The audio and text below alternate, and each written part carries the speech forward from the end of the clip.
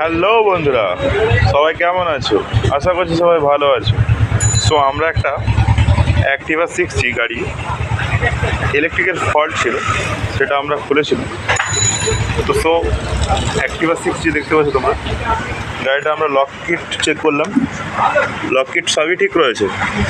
But এই যে চারটা তার আছে, চারটা তারও আমরা চেক করেছি। একটা তারে হচ্ছে লাইন আসছিল না, যেটা হচ্ছে 12 ভোল্ট লাইন আসার কথা।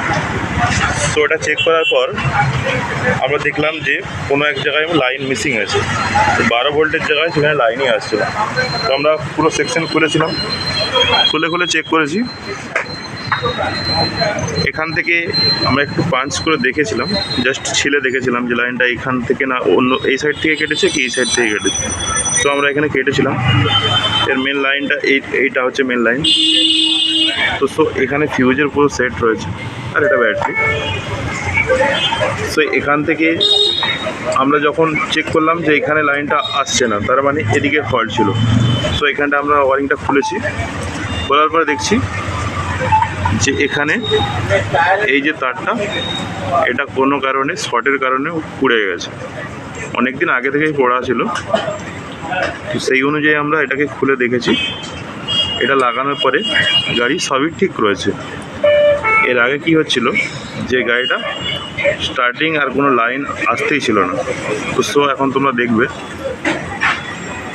গাড়িটা স্টার্ট করে দেখাচ্ছি তোমাদের, আর এই লাইনটা খুলে দিলে গাড়িটা বন্ধই হয়ে যাবে।